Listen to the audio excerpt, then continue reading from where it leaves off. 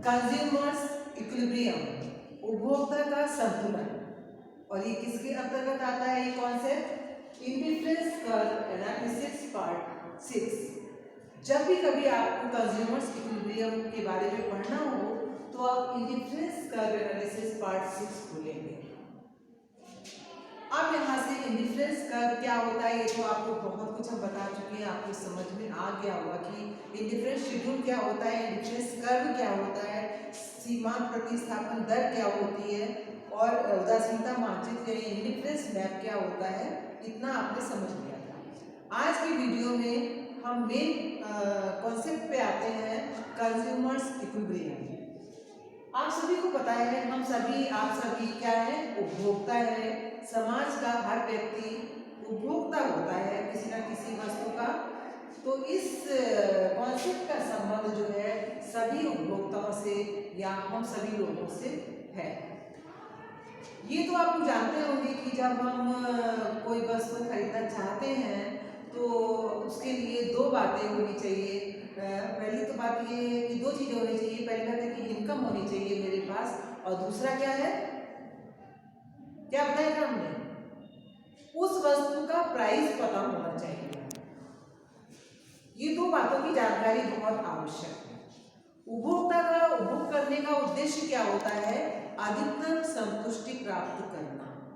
लेकिन उसके सामने लिमिटेशन क्या रहती है कि उसकी मनी इनकम दी हुई होती है और प्राइस भी दिया हुआ होता है। तो उसे अपनी इनकम और दोनों वस्तुओं के प्राइस को देखते हुए अपनी संतुष्टि को अधिकतम करना होता है। प्रत्येक उपभोक्ता का उद्देश्य होता है कि वो अपनी आय और दोनों की कीमतों के आधार पर अधिकतम संतुष्टि प्राप्त करे। जब उसको अधिकतम संतुष्टि प्राप्त होने लगती है तो वो उसके आगे उपभोग में कोई वृद्धि नहीं करता है और ना कोई कमी करता है। वो उतना ही उपभोग करता रहता है क्योंकि उसको मालूम है कि इतना उपभोग करने से हमको अधिकतम संतुष्टि मिली है। अब आइए, आपने पिछले 5-6 वीडियो पहले की बात है, हमने आपको ये बताया था कि उपभोक्ता के व्यवहार के संबंध में दो दृष्टिकोण हैं। कौन कौन से? उपयोगिता विश्लेषण और उदासीनता विश्लेषण।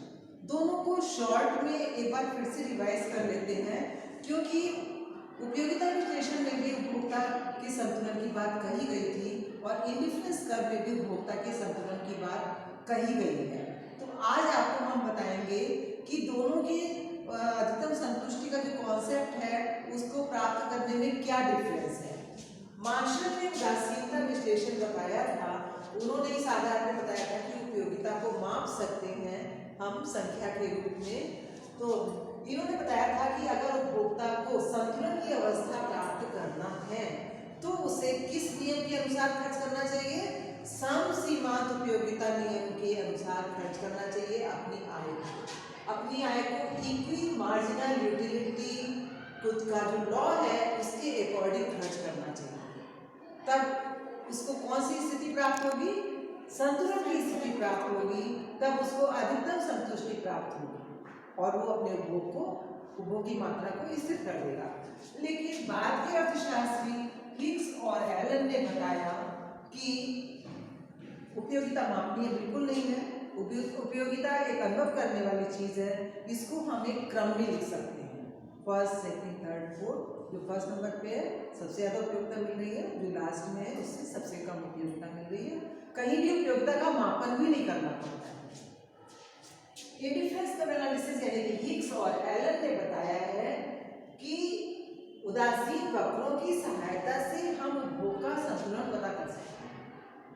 उपभोक्ता का संतुलन पता करने के लिए हिग्स और एलन ने किसका प्रयोग किया है? इंडिफरेंस कर्व का प्रयोग किया।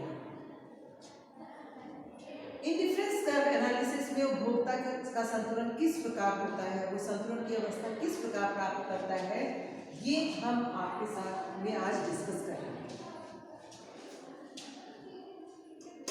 अगर हमें ये पता करना है कि उदासीनता वक्र की सहायता से उपभोक्ता संतुलन की अवस्था किस प्रकार प्राप्त करता है, तो इसके लिए हमें दो बातों की जानकारी होनी चाहिए। What is indifference budget line. उदासीनता मानचित्र क्या होता है और बजट रेखा क्या होती है। पिछले वीडियो में हम आपको बता चुके हैं कि इंडिफरेंस मैप क्या होता है। जिस डायग्राम में कई इंडिफरेंस कर्व दिखाए जाते हैं उसे कहते हैं इंडिफरेंस मैप। यानी कि जिसमें कई रेखाएं दिखाई जाती हैं। कौन सी रेखाएं? उदासीनता वक्र दिखाए जाते हैं कई, उसे कहते हैं उदासीनता मानचित्र या इंडिफरेंस मैप। अब आपके सामने एक नया कॉन्सेप्ट आ रहा है, budget line. Most important concept budget line. Budget line के 3 नाम है बच्चों, याद रखिए किसी भी नाम से आ सकता है। एक तो बजट लाइन होता है, दूसरा होता है प्राइस लाइन और तीसरा होता है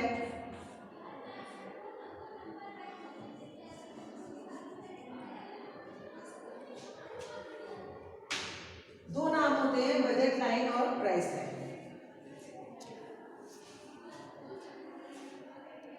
बजट लाइन क्या होती है इसके लिए आपको पहले एक एग्जांपल देते हैं। मान लीजिए हमको 2 फ्रूट खरीदने हैं, एप्पल और ऑरेंजेस। 2 फल खरीदने हैं। हमारे पास पैसा कितना उनको खरीदने के लिए है? 5 रुपए। यानी कि हम अपने पॉकेट में 5 रुपए रखकर ले गए हैं मार्केट से ये दोनों फ्रूट खरीदने के लिए, एप्पल और ऑरेंज के लिए। अब देखिए किस तरीके से आपको खर्च करने की योजना बनानी है। एक संभावना ये हो सकती है कि आप सारे एप्पल खरीद लें, ऑरेंज ना खरीदें।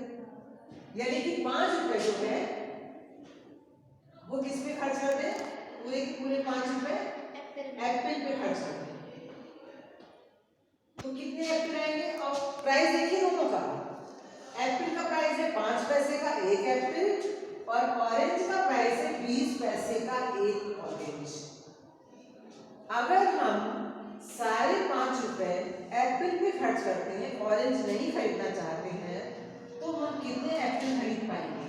5 पैसे का एक है तो 1 रुपए में कितने होंगे? 20। 5 रुपए में कितने होंगे? 100। अगर सारे 5 रुपए एप्पल पे खर्च करते हैं तो 100 एप्पल खरीदते हैं। या और हम एप्पल नहीं लेना चाहते, सारे ऑरेंज खरीदना चाहते हैं 5 रुपए के। ऑरेंज का प्राइस है 20 पैसे का एक, तो 1 रुपए के 5, तो 5 रुपए के 25 ऑरेंजेस आएंगे। या तो 100 एप्पल ले या 25 ऑरेंजेस ले पाएंगे। तो ये 2 चरम सीमाएं हो गई।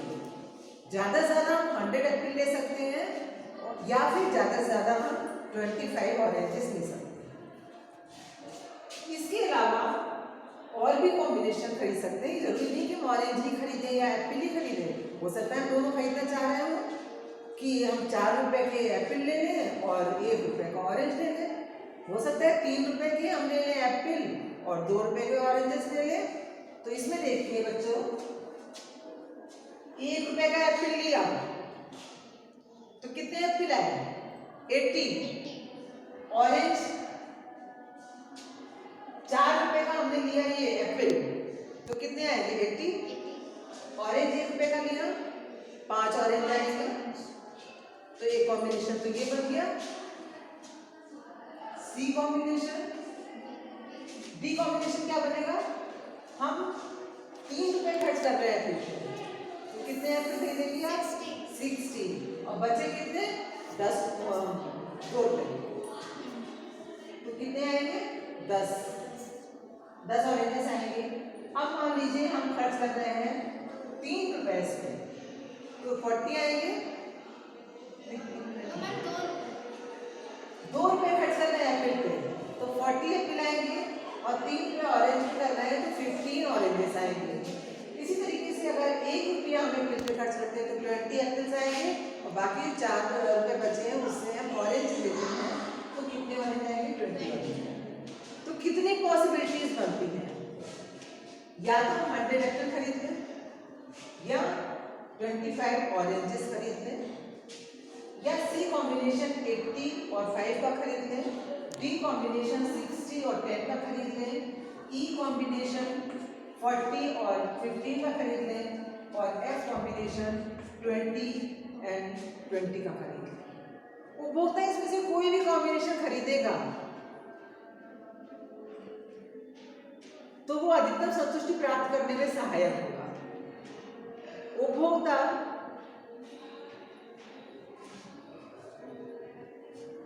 ये वो कॉम्बिनेशन है जिन्हें उपभोक्ता अपनी आय और दोनों वस्तुओं की दी हुई कीमतों के आधार पर खरीद सकता है। ये कैसे कॉम्बिनेशन है? ये वो कॉम्बिनेशन है जिन्हें उपभोक्ता अपनी आय और दोनों वस्तुओं की दी हुई कीमतों के आधार पर खरीद सकता है।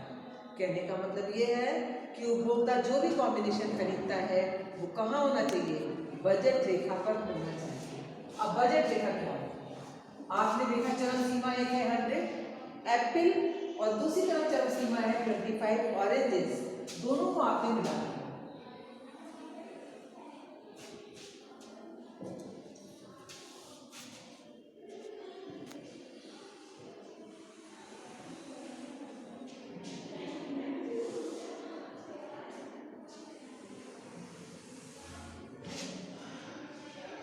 दोनों को आपने मिलाया तो आपको एक लाइन मिली ए बी।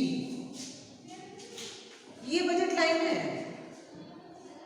इसको कीमत रेखा भी कहते हैं, इसको उपभोग संभावना रेखा भी कहते हैं, कंजम्पशन पॉसिबिलिटी कर्व भी कहते हैं। तीन नाम है, बजट लाइन, प्राइस लाइन और कंजम्पशन पॉसिबिलिटी कर्व, उपभोग संभावना रेखा। जरूरी नहीं कि उपभोक्ता 100 एप्पल ले या 25 ऑरेंजेस ले, वो हो सकता है दोनों ले रहा हो। तो देखिए वो कॉम्बिनेशन कौन कौन से हैं? 80 और 5। 80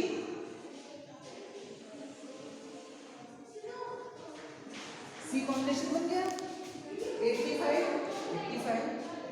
फिर D combination 60 and 10, E combination 40 and 50, 20 and 20 F combination,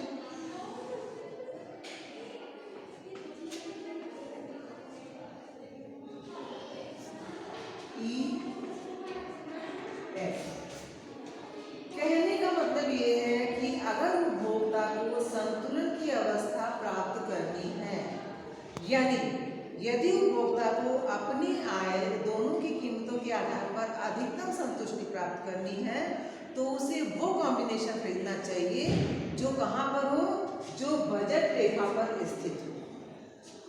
A C B E F D, इसमें से कोई कॉम्बिनेशन खरीदना चाहिए।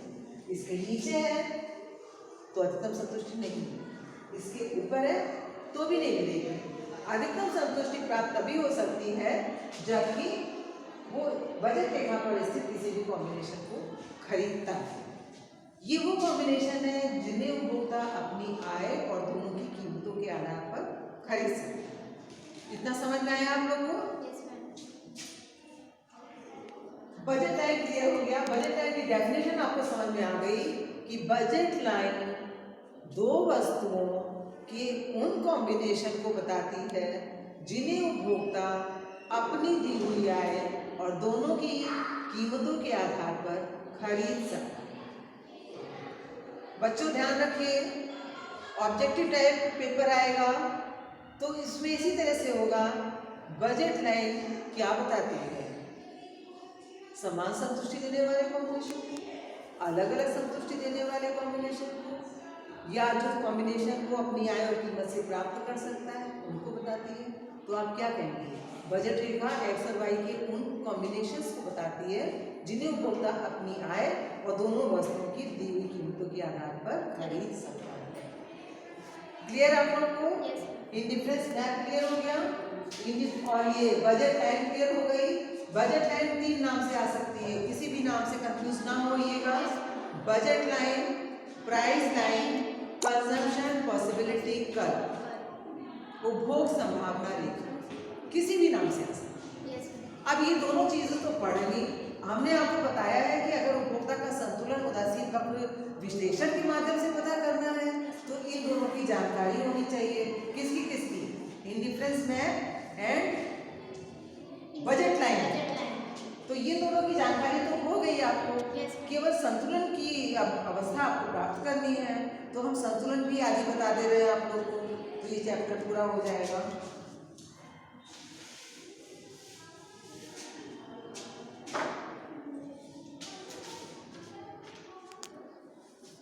संतुलन की शर्तें, दो शर्तें पूरी होनी चाहिए। पहली शर्त क्या है? संतुलन की अवस्था में इंडिफरेंस कर्व बजट लाइन को टच करता है। इंडिफरेंस कर्व कीमत रेखा को स्पर्श करें। स्पर्श मतलब टच करना। हमेशा ध्यान रखिए बच्चों कि संतुलन वहां होता है जहां पे दो रेखाएं टच करती हैं या दो रेखाएं काटती हैं। तो इसमें संतुलन कहाँ है? काटने की स्थिति में नहीं होगा, स्पर्श करने की स्थिति में होगा। ये इंडिफरेंस कर्व एनालिसिस की खास विशेषता है जो कि बाकी में नहीं होगी। इस शर्त का मतलब ये होता है कि marginal utility of x upon marginal utility of y must be equal to px upon py। ये संतुलन की शर्त है। दोनों वस्तुओं की मार्जिनल यूटिलिटी दोनों वस्तुओं की प्राइस के बराबर होना चाहिए, और ये कंडीशन तभी पूरी होगी जबकि इंडिफरेंस कर्व प्राइस लाइन को टच करे। उसी बिंदु पर ये शर्त पूरी होगी। ये संतुलन की इंपॉर्टेंट कंडीशन है। दूसरी कंडीशन है indifference curve must be convex to the origin.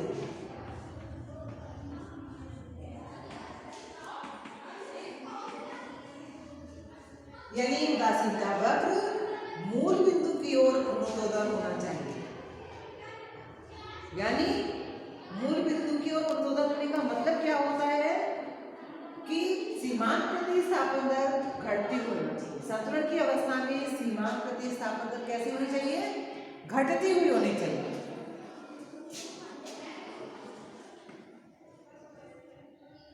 Marginal rate of substitution घटती हुई होनी चाहिए। ये दो कंडीशन है, एक ही पॉइंट में पूरी होंगी दोनों कंडीशन। वो संतुलन का बिंदु होगा, वहां पर उपभोक्ता को अधिकतम संतुष्टि प्राप्त होती है। अब आइए इसका डायग्राम आपको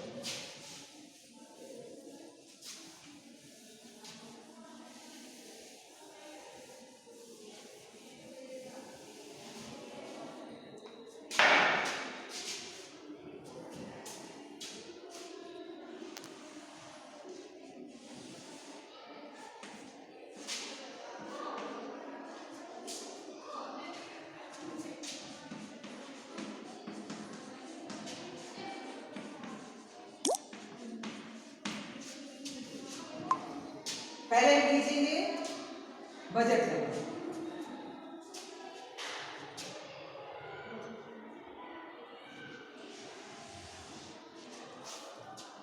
इसके बाद हम बनाएंगे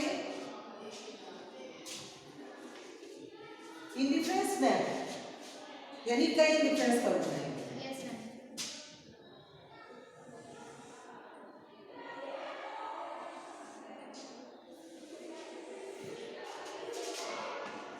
IC1, IC2, IC3 ये तीन बन गए। अब बच्चों देखिए कितने कॉम्बिनेशन है। एक कॉम्बिनेशन ये हो सकता है A, B, C, D, E।